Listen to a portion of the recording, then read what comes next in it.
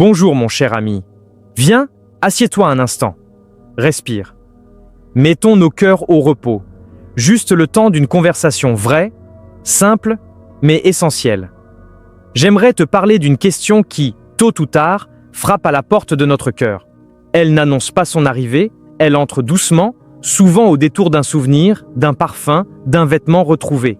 À première vue, elle semble parler de tissus, de placards, de ces cartons où l'on range les traces d'une vie passée. Mais en vérité, elle touche à quelque chose de bien plus profond, notre âme. Elle parle du deuil, de la mémoire et de cette frontière fragile entre l'attachement qui honore et celui qui retient prisonnier. Alors, je te la pose, à toi, à moi, à nous tous. Peut-on porter les habits des défunts? Tu t'en doutes, la réponse ne tient pas dans un simple oui ou non.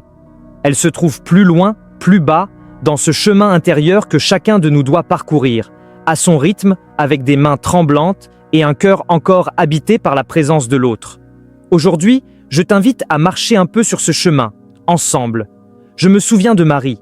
C'était un hiver gris, un de ces jours où le ciel pèse comme un couvercle.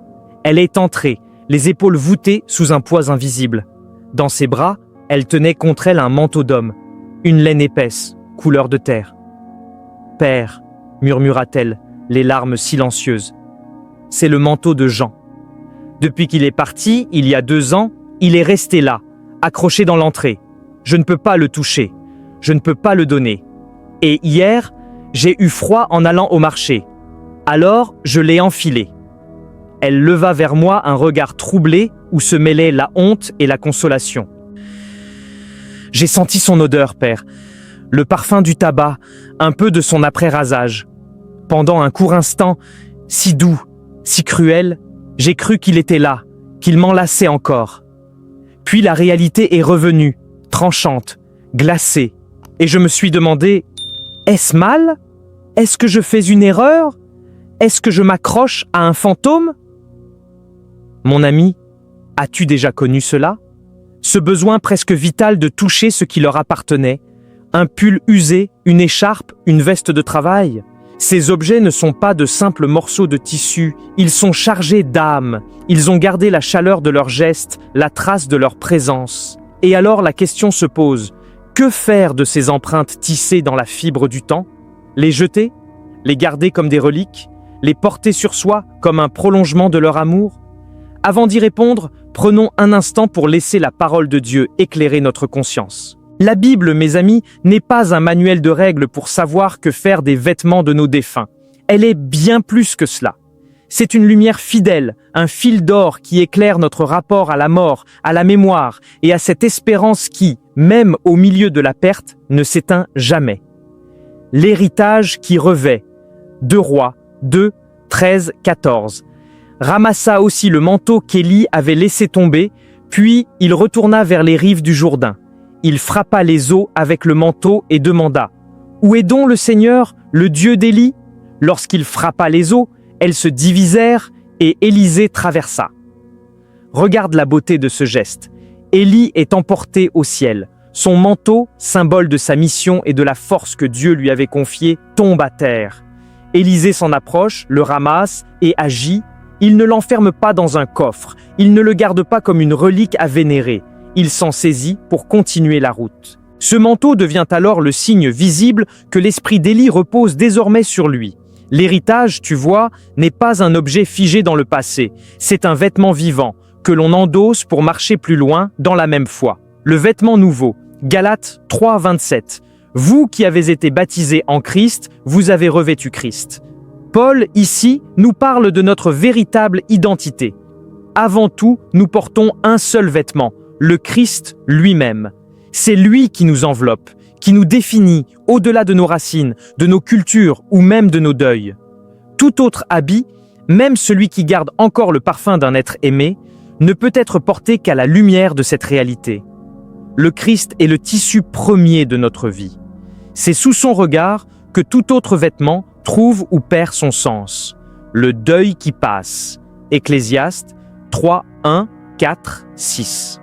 Il y a un temps pour tout, un moment pour toute chose sous le ciel, un temps pour pleurer et un temps pour rire, un temps pour se lamenter et un temps pour danser, un temps pour garder et un temps pour jeter.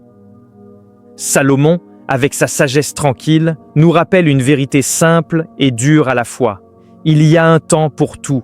Un temps où porter le vêtement du défunt fait partie du deuil, du besoin de se souvenir. Et puis vient un autre temps, celui de déposer, de laisser aller, de respirer à nouveau. S'accrocher à ce qui fut quand Dieu nous invite à avancer, c'est refuser le mouvement même de la vie qu'il a créé.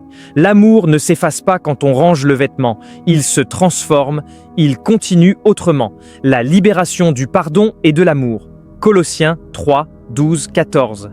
Revêtez-vous donc, comme des élus de Dieu, saints et bien-aimés, d'entrailles de miséricorde, de bonté, d'humilité, de douceur, de patience. Par-dessus tout, revêtez-vous de l'amour, qui est le lien de la perfection.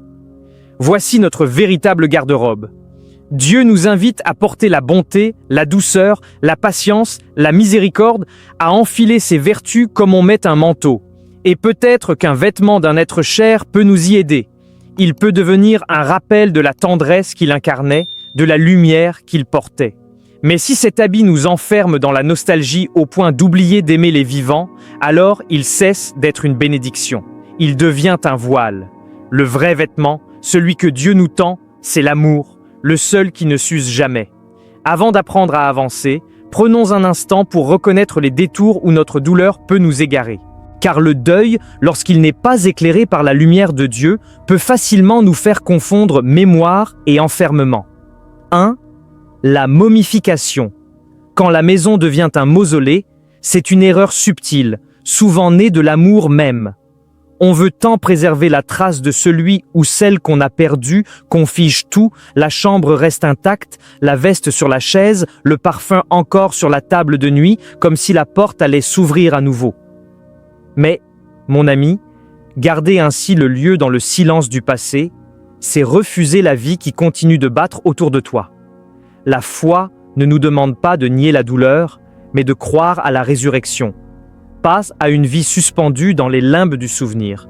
Honorer la mémoire d'un être aimé, ce n'est pas conserver la forme à tout prix, c'est garder l'essence. Ce qu'il t'a transmis, ce qu'il a fait naître en toi. L'amour n'a pas besoin d'un sanctuaire pour survivre. Il vit dans les gestes que tu poses, dans la lumière que tu continues de porter. 2. La fétichisation. Donner un pouvoir magique à l'objet.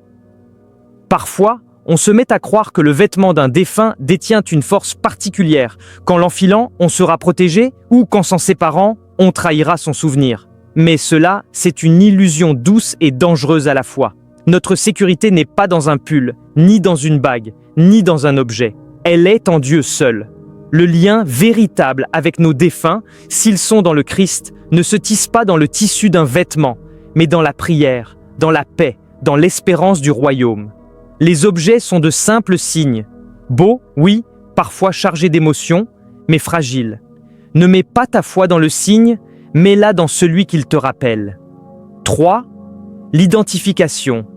Chercher à devenir l'autre. C'est sans doute le piège le plus discret. Sans s'en rendre compte, en portant sans cesse les vêtements d'un défunt, on peut chercher à prendre sa place, à lui ressembler au point d'oublier qui l'on est. Mais tu n'as pas été créé pour être une copie. Tu es toi, unique, avec ta mission, ta couleur, ton pas dans la marche de la vie. Même blessé, même vidé par l'absence, Dieu t'appelle à continuer ton propre chemin. Tu n'as pas à remplacer celui ou celle que tu aimais. Tu as à poursuivre son héritage, à faire vivre ses valeurs dans ta manière d'aimer, d'espérer, de te relever. C'est ainsi qu'il ou elle continue de marcher avec toi, non dans tes habits, mais dans ton cœur. Je veux te parler de Claire. Elle avait conservé toutes les robes de sa fille, partie trop tôt, à seulement 20 ans. Son dressing était devenu comme un mausolée. Un jour, une amie lui demanda si elle pouvait offrir un vêtement à sa propre fille, qui traversait une période difficile. La main tremblante, Claire ouvrit l'armoire. Elle choisit une robe toute simple. En la tendant, elle murmura « Prends soin d'elle ». L'amie comprit aussitôt et répondit doucement « Elle sera portée avec amour ». Quelques mois plus tard, Claire aperçut cette jeune fille lors d'une fête. Elle portait la robe et elle rayonnait de joie. « Mon cœur s'est serré, puis il a explosé de lumière », m'a confié Claire. Ce n'était plus le linceul de ma douleur, mais un vêtement de fête, de vie. Ma fille n'était plus prisonnière de cette robe, elle était libre. Et la robe pouvait enfin servir. Aujourd'hui, Claire n'a gardé qu'une écharpe. Elle la porte parfois, non pour raviver ses larmes, mais pour se sentir tout près de la légèreté joyeuse de sa fille. Ce symbole est passé de la mort à la vie. Prière guidée, sur le seuil de l'armoire. Viens, mon frère, ma sœur, prions ensemble devant le miroir de notre mémoire. Seigneur Jésus, toi qui as pleuré devant le tombeau de ton ami Lazare, toi qui connais la morsure de la séparation, me voici devant cette armoire, face à ces plis empreints d'absence. Je dépose entre tes mains ce cœur lourd, ces mains qui tremblent à l'idée de toucher, de trier, de laisser partir. Merci, Père, pour la vie de... Merci pour les matins où ce manteau la protégeait du froid, pour les soirs où cette robe la faisait briller. Chaque fil garde l'empreinte des moments que tu as donnés. Je te rends grâce pour ce trésor de souvenirs. Maintenant, éclaire-moi. Donne-moi ton discernement. Fais grandir en moi le courage de regarder ces objets s'enfuir et la tendresse de ne pas me blesser moi-même. Aide-moi à reconnaître ce que je dois garder comme une flamme vivante de notre amour et ce que je peux offrir pour que cet amour continue à circuler et à grandir. Si je garde, que ce soit pour consoler, non pour m'attacher. Si je donne, que ce soit pour bénir, non pour me décharger. Si je transforme, que ce soit pour créer, non pour effacer. Revêt-moi de ta paix, plus forte que tout sentiment. Revêt-moi de ta force, qui relève les mains fatiguées. Et surtout, revêt-moi de ton amour, le seul vêtement qui ne s'use jamais. Je te confie mon deuil.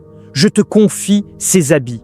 Que ta volonté tendre et parfaite s'accomplisse. Amen. Alors, mon ami, ma sœur, peut-on porter les vêtements de nos défunts? Tout dépend du regard que tu poses.